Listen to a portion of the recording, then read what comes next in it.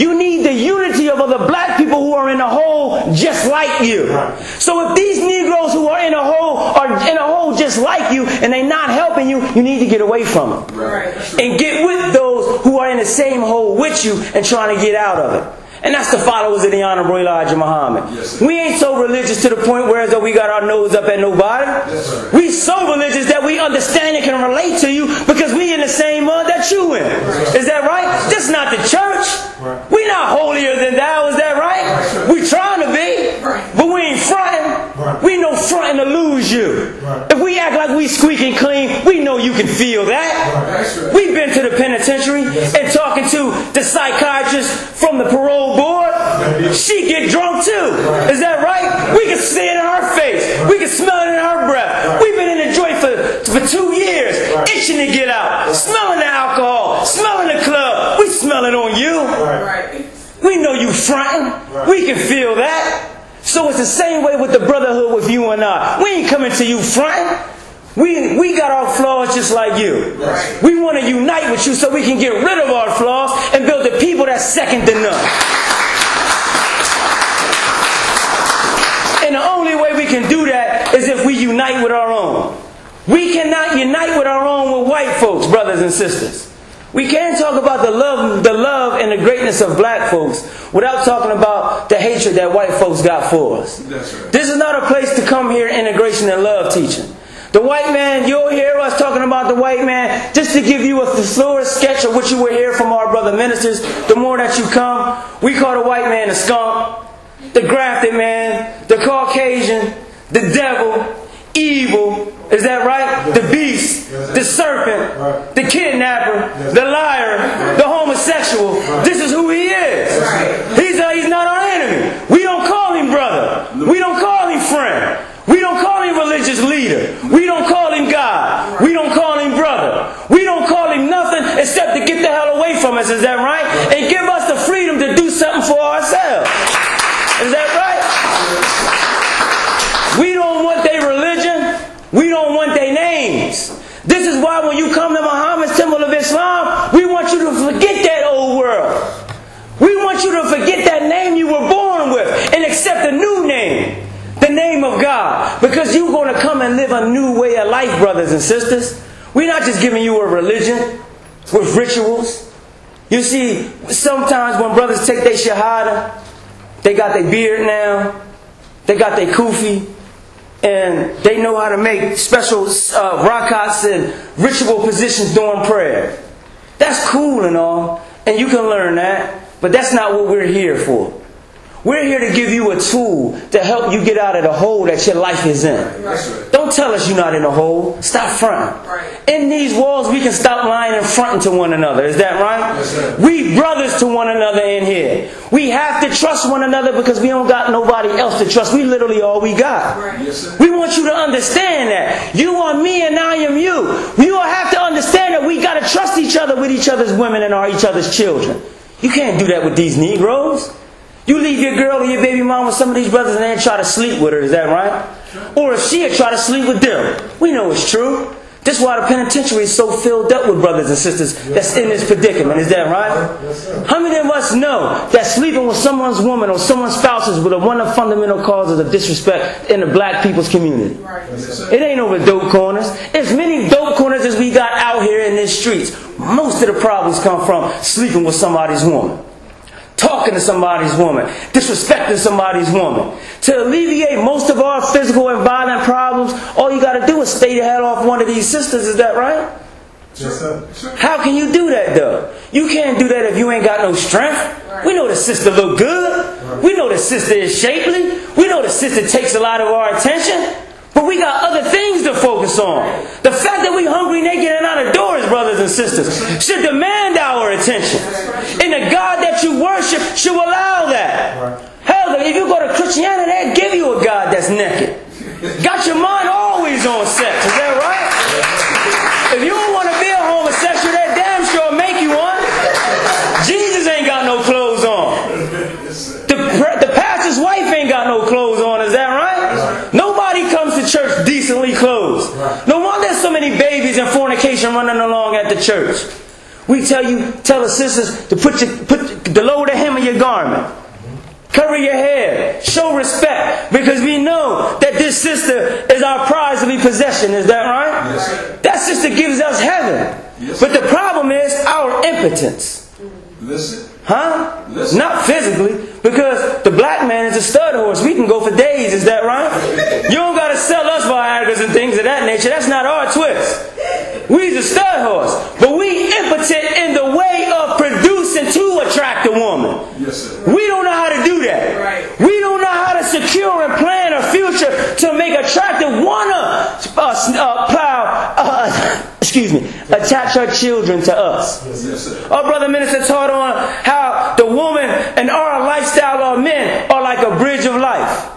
If in that area, the temple area floor is shark-infested waters, the sister is here. Her baby is here. Shark-infested waters. Success, the future, and opportunity is on the outside of the window. The only way that she can get across if a bridge can take her forward. Yes. She can't swim. Because she can't swim and hold the baby. She can't swim, hold the baby, and fend off the sharks. So she's going to stand there until a perfect bridge is built. But while that bridge is there, she's testing it to see if she can go across it. That's how that sister is testing you. To see if she can trust you with her babies. The sad fact is, brothers and sisters, when we meet them on Instagram, we tell them we can take care of them. But we lying. We lying, brothers and sisters. When we meet them on Facebook, we telling them we strong, but we weak.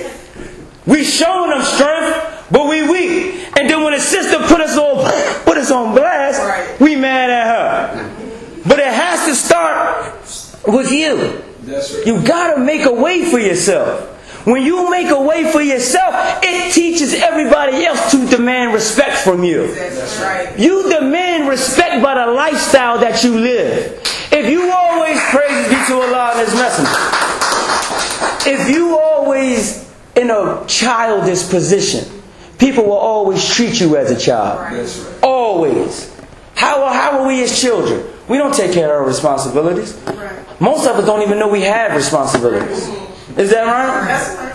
What you mean you don't know? Your life dictates, our life dictates that we don't know that we don't have decisions. Is that right? You get paid $300 a week. These new sneaks cost $250. You think you can afford it. You think you can afford it because you don't know you got responsibilities. Yeah, the child can eat today. Is that right? The child can eat today, but what about tomorrow? You know why you can't charge an adult, charge a child as an adult for certain ages? It's not nothing to do with numbers. It got something to do with maturity. The development of the mind is something serious. The same way a child grows up and matures physically, the mind has to mature. One of the last parts of the mind to mature is the part of the mind that reasons and thinks about the future and weighs out consequences and responsibilities. Children can be on a ledge or on a roof and say, "Get down." They'll think about it later when they hit that ground. They don't think about it first. They'll just run and jump. Children don't got no regard for the future. That's why they'll touch a stove that got a burning flame on it. They know it's hot. They got smacked 4 times. Every time they see a fire, they remember the warmness of their head. They know it already. But they not developed enough to say, if I touch it, my hand going to be burning. They wait and touch it and be like, "Damn, I forgot." It burns, and then they start crying. But this is how we are mentally as adults. We forget we got responsibilities. These children out here looking up to us, and we forgetting them when Friday night rolls around and the club doors open up. We partying, shaking, and having a good time, forgetting about our responsibilities. Forgetting the fact that our job may not be here tomorrow. The government was shut down. How about this, brothers and sisters, real quick? We was on a work site yesterday. Last week I mentioned how white folks was begging and petitioning for jobs, and around them was foreigners working. In the name of Allah, Master Farah Muhammad, we working at a spot right next door, right? They tearing down and building up a brand new house. Stucco from the basement all the way to the 3rd floor, front and back. This is a nice contract. We had to move the scaffolding because we tore down the roof. So when they came back to work, we told them, "Listen, we moved the scaffolding. Some of it is over there if you can't find it." He's disheveled. He's He's angry a little bit. He heard me, but he didn't really respond. He goes back in the house. 10 minutes later, he comes back out. White dude from Ireland somewhere. He says, what happened over here next door? When y'all was working here, did they do that stucco? I said, oh, they've been done that stucco. He said, well, how did they been done a stucco? I said, well, we was talking to the guy, and they said whoever started that job, he went on vacation, and he never heard from him since. He brought in some Mexican dudes, and they piped that thing out. The white dude looked at me and said, I got the supplies, I got the men outside. What's going on? So this is showing us, brothers and sisters, they white man is getting pushed out the loop. And the brown, the darker, the red, the yellow, and the black man is taking over positions. They getting pushed out. That white man came to the job site expecting to get paid. He brought his crew. He brought material. He showed up ready to work, and the job was done. This is how it's happening all across the country. Do you still want to line yourself up with these crackers? Or do you want to be the one that's stepping there and finishing up the job? They looking for you and I. You and I can do it on a shoestring budget. Is that right? That's right. White folks step into a place, they want 15 G's, Chief, just to start. Is that right? They want 15 of them. 15, as Martin would say. The black man, hungry, willing to work, willing to do something for himself, operating on the shoestring budget. We hungry. We can do it for 5. Is that right? We can do it for 5 and still look pretty. Is that right? That's our time. You got to believe in yourself to know that it's your time. Step out and do something for yourself. Stop giving your resources to this cracker and save it and invest into your ideas. It's your time to grow. The atmosphere is waiting for you to grow. Can't nobody spend all these high prices for these materials, brothers and sisters. And don't nobody know how to work a budget better than the black man. This is our season. Don't say we know how to work a budget. My grandmother used to work a budget off of, we didn't need the block party lunches. Or, you know, the summertime, when they block off this child play streets, then they bring the boxes out and they got them lunches. We didn't need them, but that helped with the deficit. Is that right? It helps with making the budget right at the end of the week. So we know how to make a budget. It's your time to take that budget and skill and hop into business. Why be scared? You did it with that bad weed. You did it with that bad coat. You robbed that store with that broke pistol. Is that right? How many of us remember that? Don't act like it ain't true. Clip don't work. You know what I mean? You got to make sure you don't rob nobody taller than you so they see it ain't got no clip in it. Is that right? You got to keep the pistol down because if you don't, the clip might fall out. They might see it ain't got no clip. You got to hold it sideways because the trigger on it is broke and you don't want them to see it. Is that right? You know how to make it happen. Make it happen legally. It's your time. Don't be shook. Just believe in yourself. And the believers here in Muhammad Symbol of Islam are believing you enough to go ahead and get started. That's what we do here. You see this temple here? It could be better. It could be nicer. But it's ours. Is that right? And we're showing an example of all you got to do is get started. You look at this building and some may say, they can do better than that. Oh, I beg your pardon. Inside of these buildings, brothers and sisters, we have secured a lifestyle. People got married in this building for free. Is that right? Yeah, you may have had $1 million wedding and it looked good on those pictures. But you know, the week after the honeymoon, it wasn't like that no more. Everybody got rabbit ears. The honeymoon is over because you fighting because everybody broke. You a believer here, you can get married here for free. Is that right? And all that money can go to the honeymoon. Is that right? You can't get married here for free, but when you're a believer, you know you'll throw something still in the pot. Is that right? We had birthday parties here. Is that right? We had baby showers here at the place. Stone cold for free. And had a bash, is that right? Nobody told us we had to get out. We cooked what we wanted. We did what we wanted. We stayed as long as we wanted because this is ours. It gives a sense of entitlement that this is mine. Now you may say, how does that relate to God? Because if you believe in a God, your house will look better. True. In time it will. We slaves. Jesus was born in a manger, is that right? That's right. So if we born in a manger, when we leave out of here today, we leave out of here hungry. We leave out of here with a purpose, is that right? You go to these bootlicking churches and you see gold domes and looking all nice and fancy, they forget their situation. They get lulled to sleep. They listen to the preacher, they listen to the choir, and they forget they rent due. They forget they hungry, naked, and out of doors. They so filled up with the holiday spirit that they forget that they got to make a way for themselves. We leave this place and we hungry. That's why we work so hard. That's why we settle for nothing but greatness. You may say, don't follow the Honorable Elijah Muhammad, they strict. You know why we strict? Because we're trying to make a way for ourselves. We don't settle for mediocrity. We don't allow weakness to remain amongst us. If you're late, we want you to be on time. If you're weak, we want you to be strong. If you're independable, we want you to be dependable. You won't leave us and don't say that the Muslims tried to at least straighten me up. That's right. We like the sun, brothers and sisters. The sun in this flag. This flag lets us know that we come in to rule. Freedom, justice, and equality. The red background represents the sun.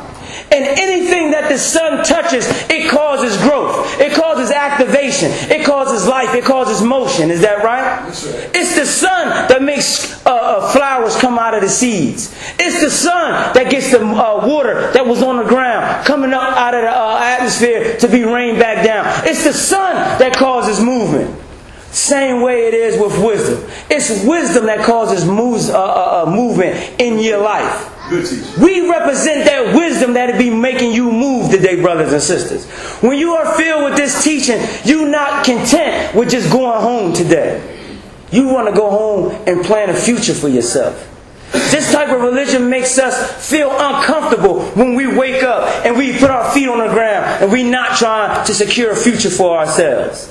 Even on vacation, we thinking of a way how we're going to get back and get it. Is that right? We'll never stop thinking about how we're going to get it. That's the difference between you and us, between the Negroes and us. Is that right? It's not the religion that forces us to not go to clubs. We don't got no time to waste is why we don't go to clubs, right? Islam tells us you shouldn't go, but our reality and our condition dictates that we don't got no time to go. You got things to think about, brothers and sisters. You can't think about it in the club. You can't think about it with that sister on your lap. You can't think about it with that brother whispering in your ear, sister. We need time to ourselves to think about what we want. We need time to think to ourselves to know who we are. How many of us know who we are? Look in the mirror and say, who am I? Not just Dustin Price. Not just what your government or what your ID say. But who are you? Are you a passive person? Are you a bum? Are you educated? Are you civilized? Are you righteous? Who are you? Are you a bank robber? Are you a thief? Who are you? What makes you tick? Ask yourself these questions. We go through life expecting to be in a lofty or a supreme position, but don't talk to ourselves. Is that right? That's right. Why do we want our hair this way? Why do we dress this way? Why do we eat this way? Why do we think this way? Learn to find out who you are. And when you find out who you are, you'll begin to understand your position in life. But when you believe in a God that is a spirit, you never address yourself in this manner. You think, oh, as long as I pray, God will show me the way. We're here to tell you, brothers and sisters, stop believing in that fairy tale. The only way that you're going to get a change in your life is if you make it happen. That's right. Change don't happen unless change happens. Is that right? You can't expect something to happen if you ain't making no change. How many of us is trying to make changes? Yes, sir. Honestly. What changes are you trying to make? How many of us writing down these changes? How many of us got a book, a plan book on the changes we making? How many of us are documenting the changes we making? How many of us are charting the changes they're making? How many of us are charting the setbacks to our past? How many of us know our setbacks? We got plenty of setbacks, brothers and sisters, and we don't even know.